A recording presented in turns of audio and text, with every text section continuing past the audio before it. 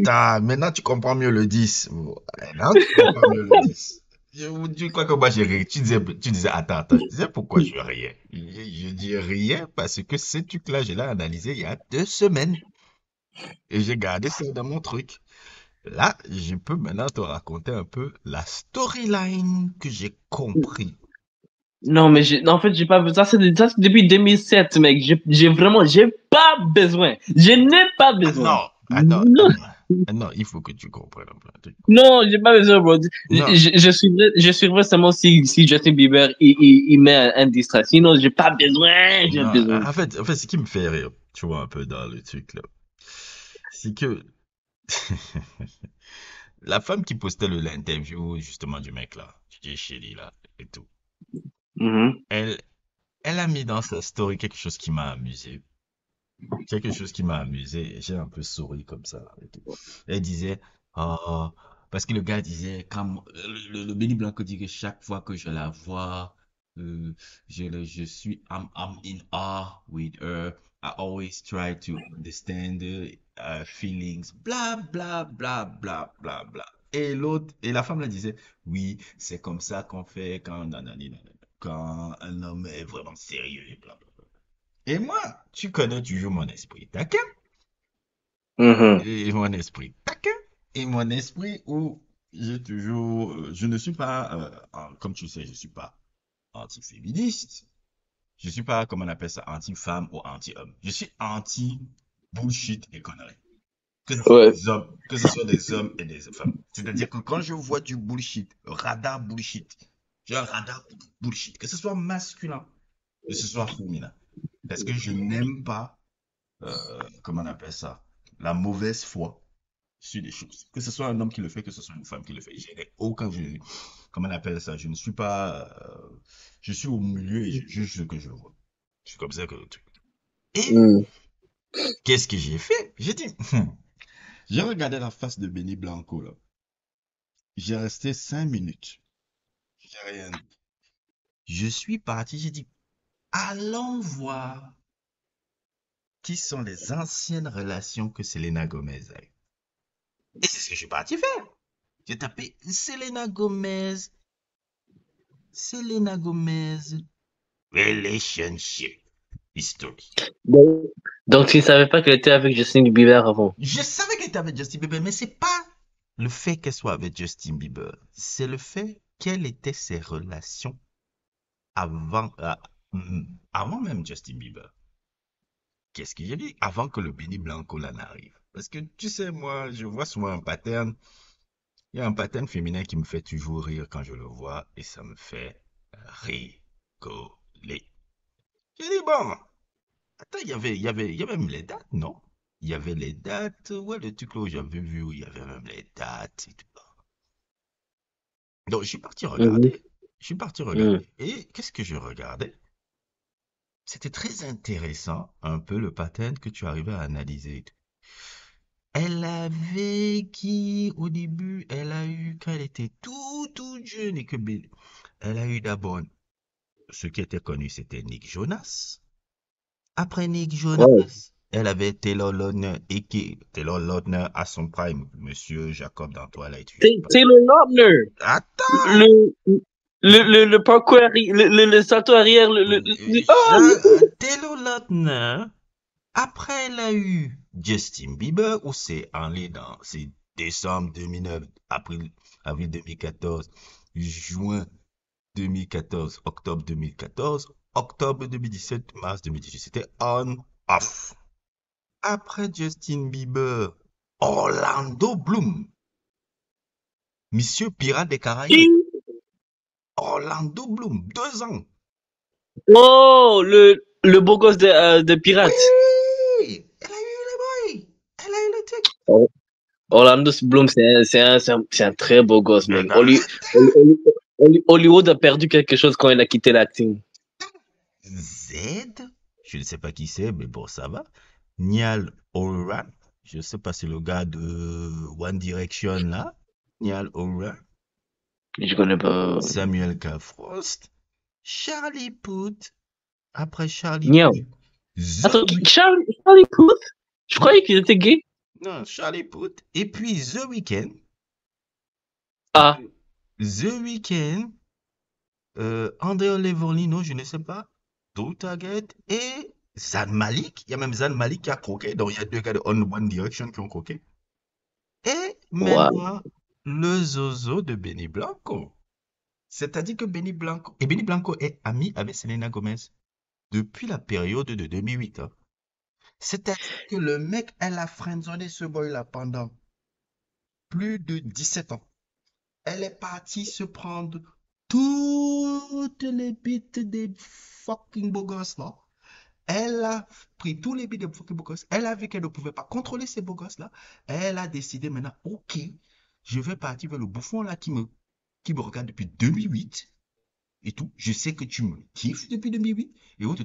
Toi, je vais venir avec toi parce que je peux te contrôler. Et le con là, il veut flex.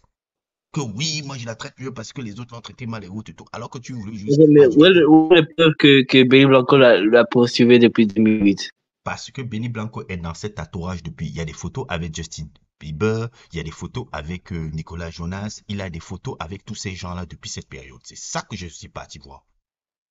Donc il est là depuis. Il connaît Selena Gomez depuis.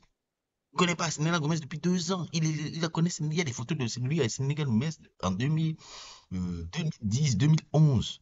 Il est le producteur même. Il a été le producteur de Charlie Puth. Il a été le producteur de Justin Bieber.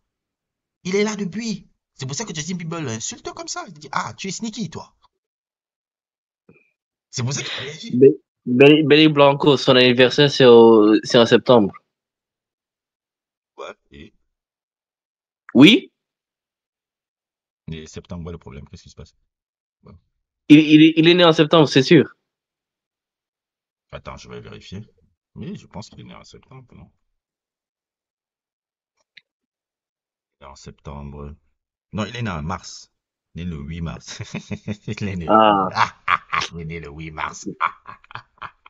voilà, tu m'as donné la fausse espoir. Je, je crie qu'il était parce que sinon il aurait été un Virgo et j'ai vu que les Virgos sont très très stratégiques et sneaky comme Non, moi. non. Le gars, c'est ça. Le gars, c'est ça. Il est là. Il est resté sneaky depuis. Il y a des photos de Benny Blanco avec les gars de Nick Jonas. Il est là depuis. Il est là depuis. Il est dans son team. C'est plus avec un peu le séminaire. Vous aimez avoir vos rosters. Vous savez que le boy là, il est. Vous cherchez depuis. Vous l'avez mis parce que vous êtes parti prendre toutes les bites de Coco. Maintenant que tu prends de l'âge, le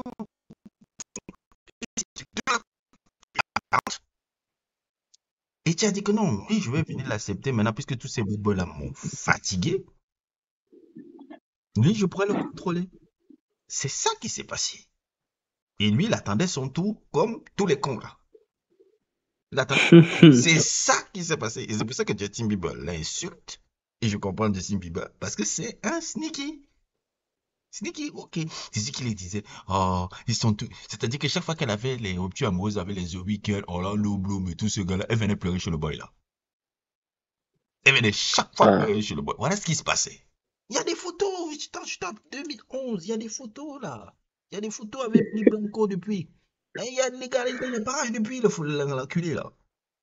Il est là. Mon problème, c'est que mon problème, c'est que pourquoi Justin Bieber se laisse faire des réduire jusqu'à parce qu'il est déjà marié, il a complété son histoire. Ah, c'est là, tu ne comprends pas les bêtises pour comprendre un peu ce qui se passe. Justin Bieber, c'est un heartthrob depuis, quoi, l'âge de 15, 14 ans. Le Benny Blanco, c'est quoi? C'est un peu comment on appelle ça? Un peu le mec que tu imaginais toujours que, oh, c'est le gars de côté là, ce sera toujours mon petit et tout. Et tu te rends compte que ton petit, il sniquait la femme avec qui tu sortais depuis dans son ego surdimensionné qu'il doit avoir.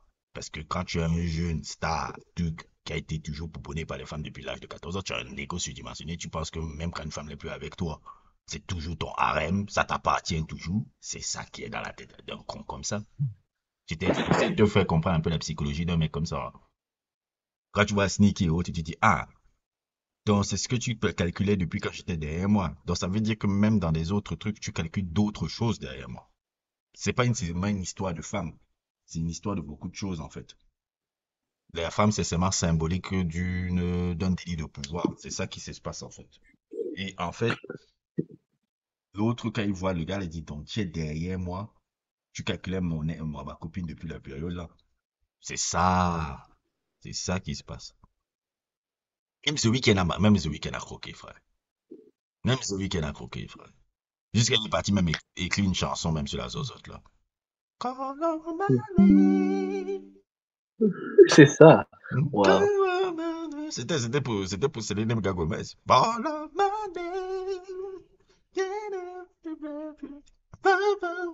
Donc quand Selena Gomez était hot trouble, bien sûr, White, bien sûr, elle a mangé tous vos gars. Et je te prends du Taylor Lautner, et je te prends du Justin Bieber. Maintenant, elle finit avec Benny Blanco. Et on dit, oui, c'est comme ça que les hommes... Non, c'est comme ça que les hommes font quand vous avez fini de prendre toutes les beats. Quand vous avez fini de prendre toutes les fucking beats des fuckboys que vous vouliez. Maintenant, le tocard, là, il vient à la fin prendre les restes. Et il vient flex même en plus. Mais quel imbécile. Quel imbécile. Quel imbécile. En tout cas, he worked so hard, he deserves it. Yeah, vraiment. Tu work pour les restes. Hein. Oh, vraiment. Il prend les rations. Benny Blanco. Moi, j'ai vu cette histoire il y a une semaine. J'étais par terre. J'ai dit non, on va analyser avec mes yeux là.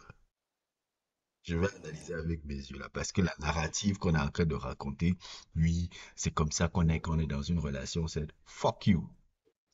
Non, je savais que tu allais être intéressé. Il n'y a que toi qui pourrais être intéressé à ce genre de choses, man. Non, mais je suis toujours intéressé parce qu'on voit ça dans la vraie vie. Dans la vraie vie, c'est pas... Oui.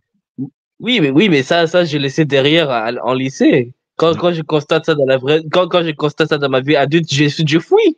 Non, en fait, pourquoi je fais ça? Parce que c'est pour un peu expliquer un peu certaines dynamiques sociales. C'est pas pour le gossip. C'est les dynamiques sociales un peu. Et quand les femmes commencent à vous sortir, parce que les femmes vont souvent se bullshit, là. Le truc qui m'énerve souvent, c'est le délire de dire qu'elles sont des survivantes, survivantes d'un drame. Elles ont tous survécu un drame.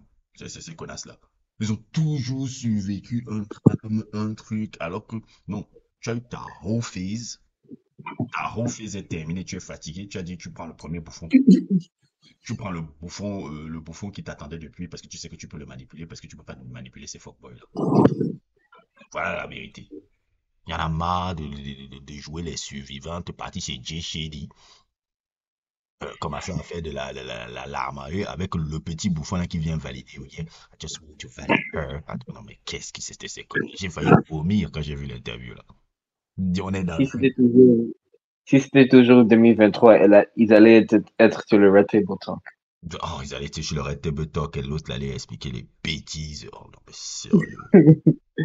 et puis tu attends Willow Smith. Wow! Non, Willow Smith. Yeah. Oh yeah. Oh yeah. Non, Willow Smith, elle sert à rien sur cette show-là. C'est juste le ad-lib. Elle est Quavo. Yeah. Yeah. I feel you. Yeah. Non, mais c'est ça un peu. Moi, c'est ça qui m'a fait rire dans ce truc-là. Voilà. Ouais, finir, moi j'ai hâte que Justin sorte en diss track, c'est tout ce qui m'intéresse. Fuck your wife, part 2! Non, mais je veux quand même pas que Justin Bieber il parle jusqu'à ce moment-là. Parce que c'est la même chose que A$AP Rocky a fait pendant le beef avec Drake. Parce que Drake il a parlé de mal à Rihanna, et puis le réponse de A$AP Rocky c'est I fucked your baby. Ça sert à quoi? Yeah, non. Non. Non, dans ces situations-là, it's more interesting than A$AP Rocky and like my wife, whatever. Ça, c'était pas. That one wasn't interesting. Oui, mais A$AP Rocky il dit qu'il a baisé la mère de l'enfant de Drake. Mais ça nous sert à quoi? T'as 3 enfants, pourquoi tu veux revenir dans cette bêtise-là? Je regarde qu'il aille voir sa femme. Dans... Ça a failli être lui aussi parce qu'elle cherchait à entrapping des rappers. Et malheureusement, heureusement, c'était Drake. Hein. Qu'elle a eu.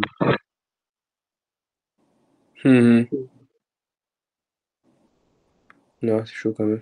Dans c'est un peu comme ça que je voyais le délire en tout cas.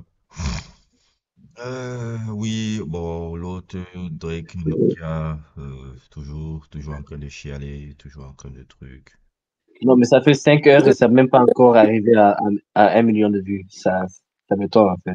Oh non, c'est juste bon, ces trucs.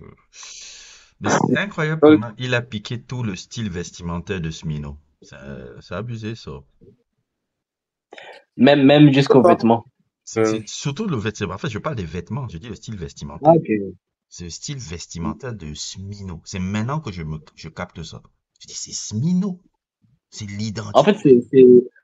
c'est West Coast, en fait. C'est qu'il est en train de faire.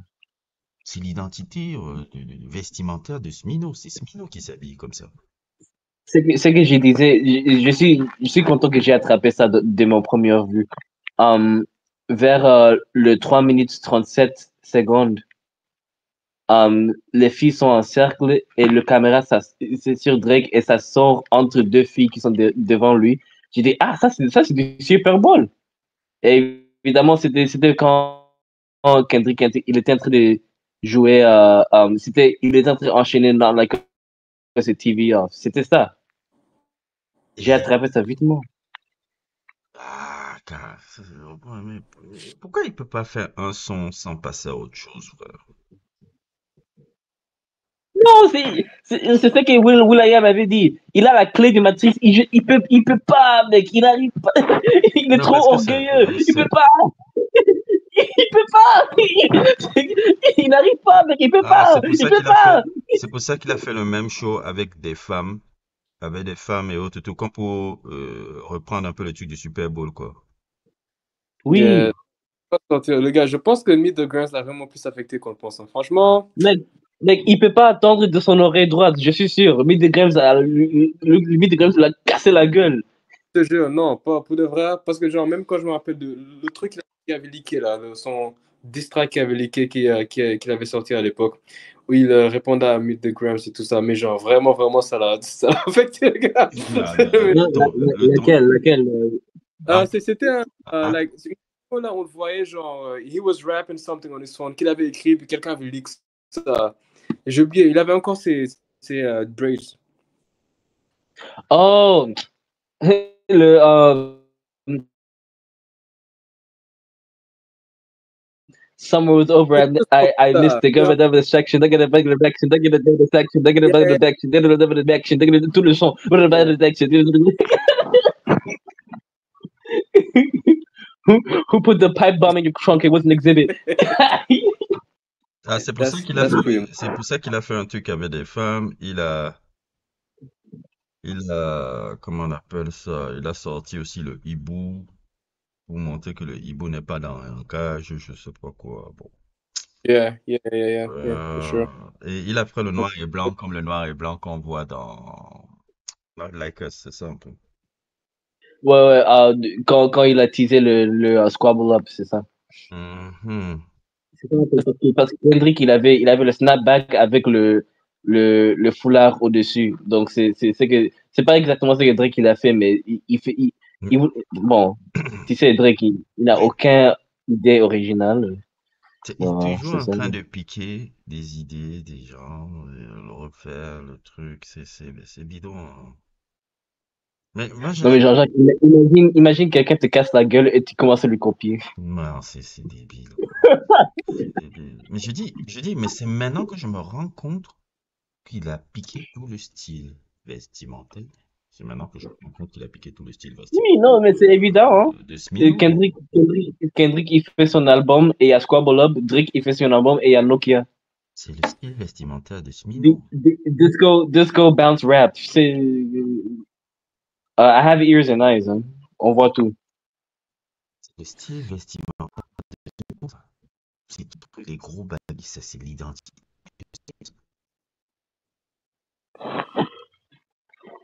Ça, c'est le truc de Smino, c'est Miss Smino qui s'habille comme ça. Ouais. Et Smino, mais moi. Et Smino, c'est bien, hein. Franchement, la musique de Smino. Ouais, ouais, c'est Franchement, très bien. oh, Smino, c'est fabuleux, ce gars-là. Il a piqué l'identité de Smino. Même les cheveux là qu'il faisait là, c'était Smino en fait. Ouais, les cheveux avec les petits billes, les Euh, petits billes c'est c'est- là-dedans. c'est un bouffon ce mec. C'est toute l'identité de Smino, le gars.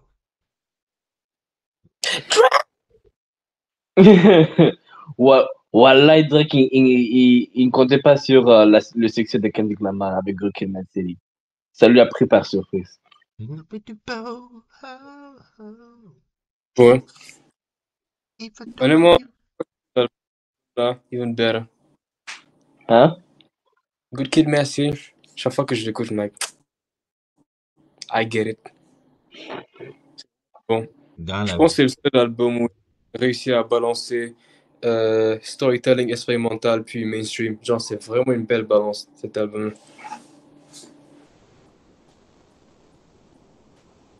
Ouais.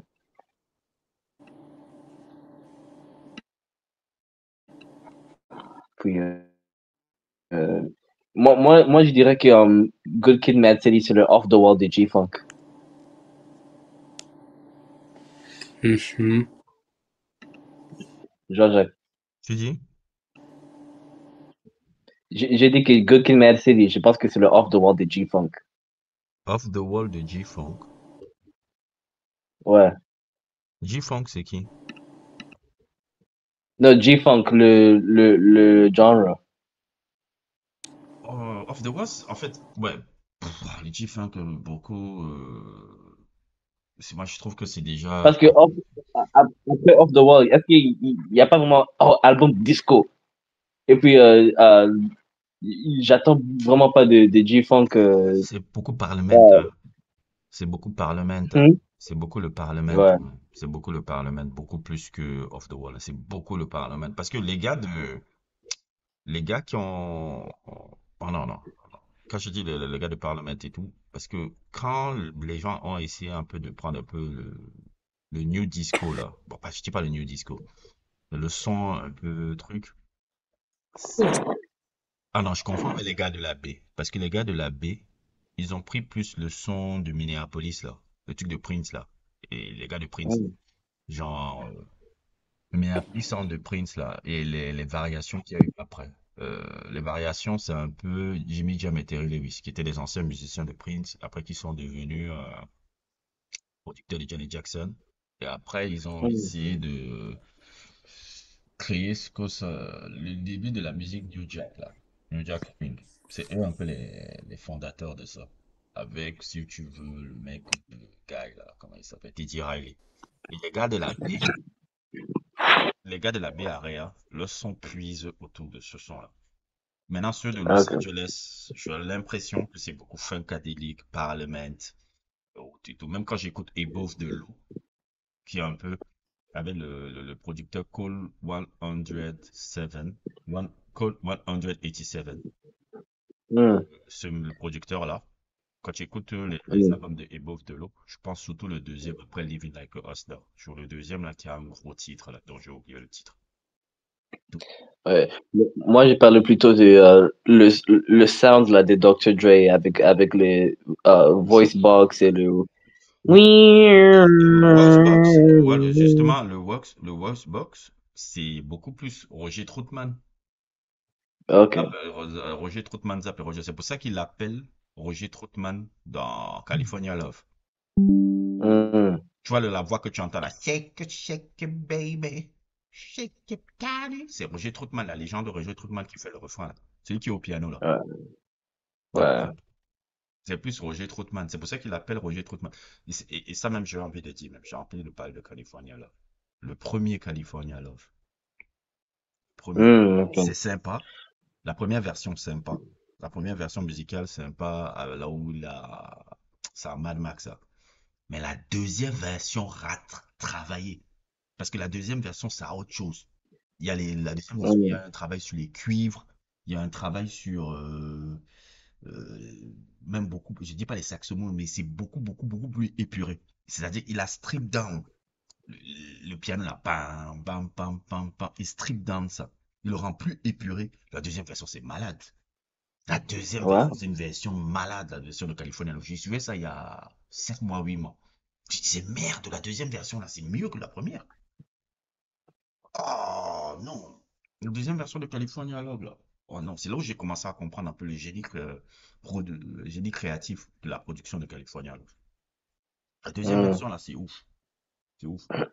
Mais c'est beaucoup plus, en tout cas pour moi, je pense que Off the Wall est là, hein. Je pense que Off the Wall est là. Tu nous racontes pas des conneries.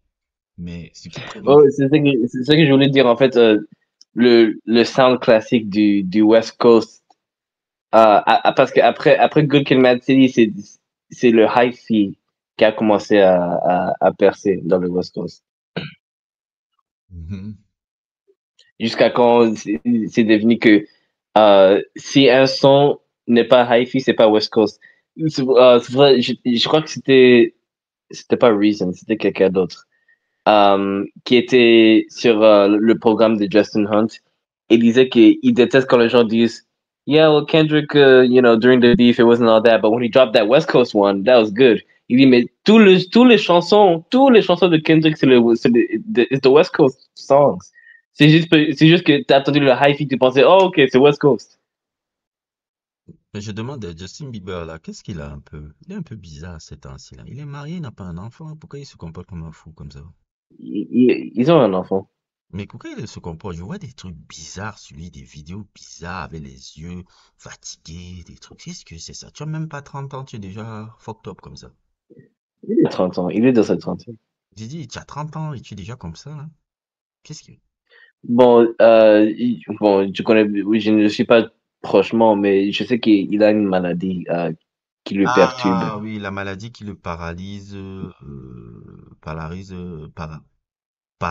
l'a paralysé parfois une partie du visage, là. Il avait vu ça hier. Euh, il y a, ça fait un bail, mais en vrai, c'est un enfant torturé. Non, mais c'est Je normal. suis plus vraiment, C'est je normal. suis plus vraiment intéressé à piquer sur. Je n'ai jamais été intéressé dans le oh, Justin Bieber. Les gens qui s'est moqué à la fin de Justin Bieber, ça m'a jamais vraiment intéressé. Non, moi, je me moque C'est pas. vrai que Je regarde non, je sais que toi, tu te moques pas. Mais vraiment, c'était, alors, all-time high dans les années 2010. Moi, en fait, c'est ce que j'essaie seulement de comprendre un peu. J'essaie juste de comprendre un peu.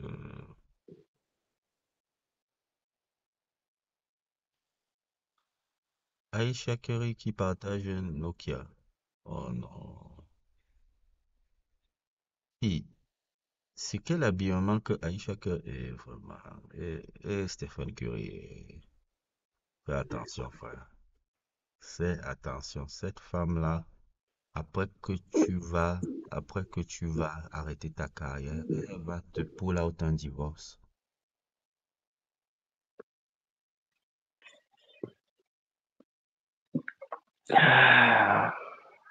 En les images que je vois là, c'est pas bon c'est pas bon c'est pas des bonnes images. Oh lolo lolo. Et je vois les tatous, et je vois le truc. Et oh, bah ça me dérange, ces gens-là qui ont toujours... Oh,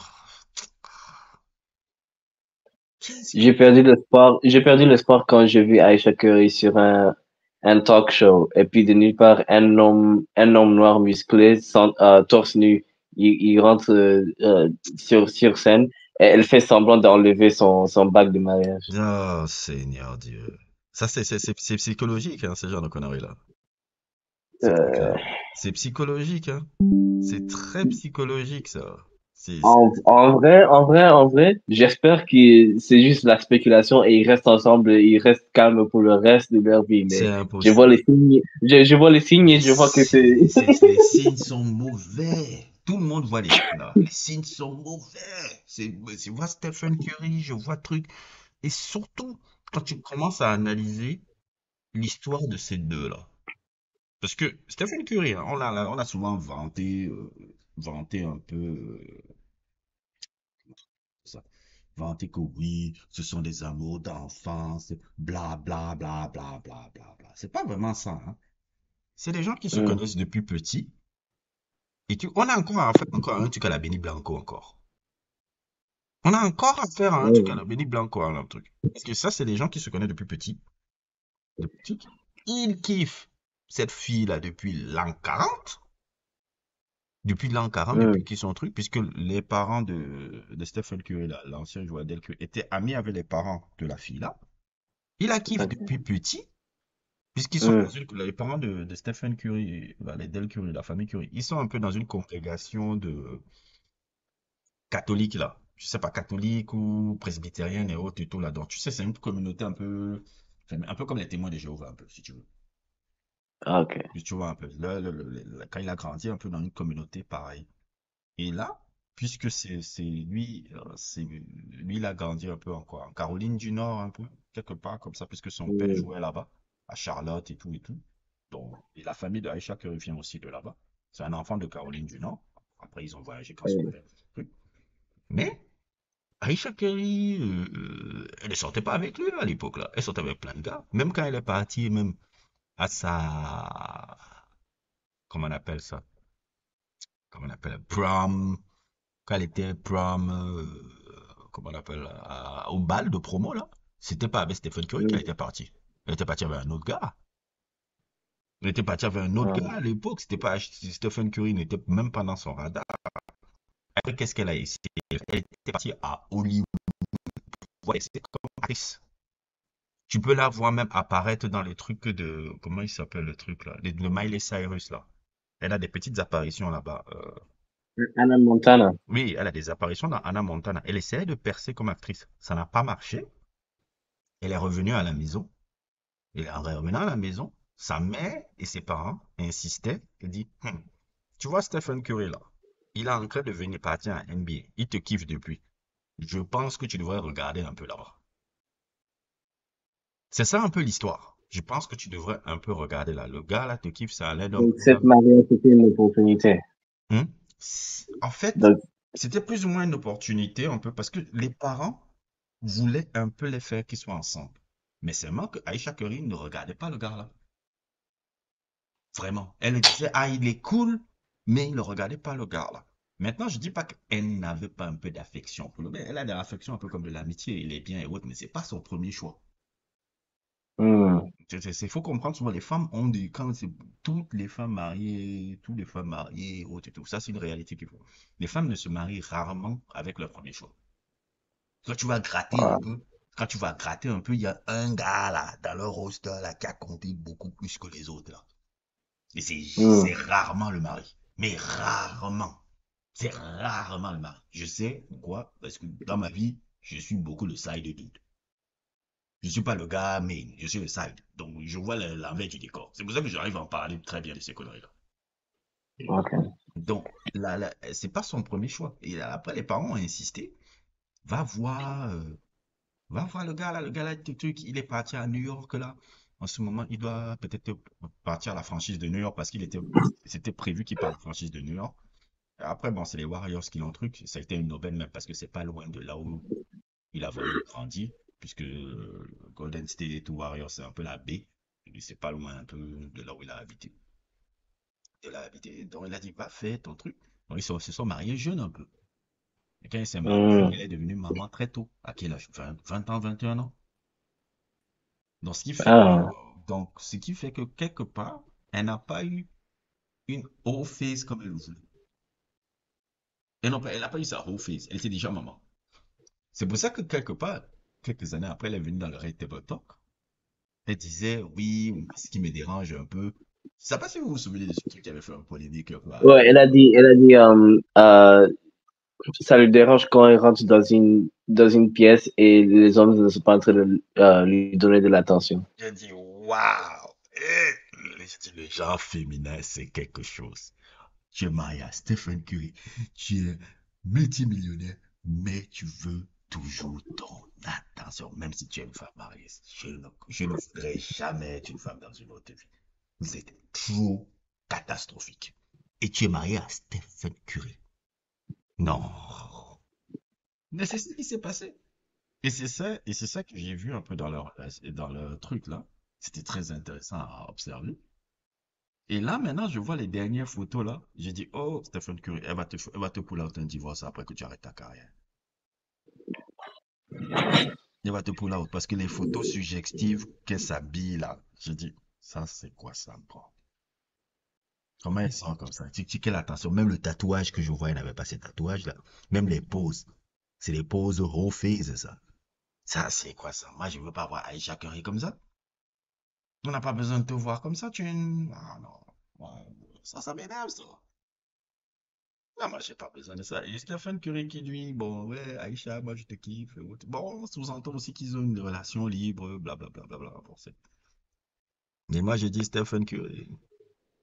Et ça montre encore, c'est le cas d'école que c'est pas parce que tu excelles dans ton travail que tu es forcément de d'autres. Parce que Stephen Curry, c'est un bon gars, hein. Je sais pas si tu vois un peu ce que je veux dire. Ouais. C'est un bon gars. Je pense même un peu trop bon, même d'ailleurs. Un peu trop bon. Un peu trop bon d'ailleurs. Il est trop, trop bon. Même quand je vois même souvent certaines interactions avec des fans qui abusent un peu. Oui, je veux, ils signent 10, 20, 30 autographes et tout. Et tout match ball. Trop bon gars, quoi. Trop bon gars. Après la carrière, là, c'est parti, hein. C'est fini, hein. C'est fini. Elle va torturer notre frère, si, mon frère.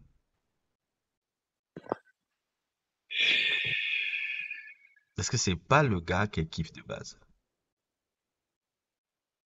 C'est pas le gars qu'elle kiffe de base. Elle apprécie, elle a commencé à grandir à l'apprécier, mais c'est pas le gars qu'elle kiffe de base. Ouais, il y a un autre cas d'école, Tom Brady. Ah, ce qui lui est arrivé aussi, c'était du ça, là. Ah, Ouais. sa femme lui a fait du mal. Sa femme lui a fait du mal. Le professeur de Jiu-Jitsu, frère. Non, bon, bref, moi, j'arrête là-dessus. Professeur de Jiu-Jitsu. Ah ouais, non, sérieux. Tu es Tom Brady, tu es l'homme le plus truc. Mais ta femme te trompe avec le professeur de Jiu-Jitsu jusqu'à avoir un bébé. Non, mais sérieux, les gars là, merde. Ah, les gars sont méchants. Ah, c'est méchant. Ouais.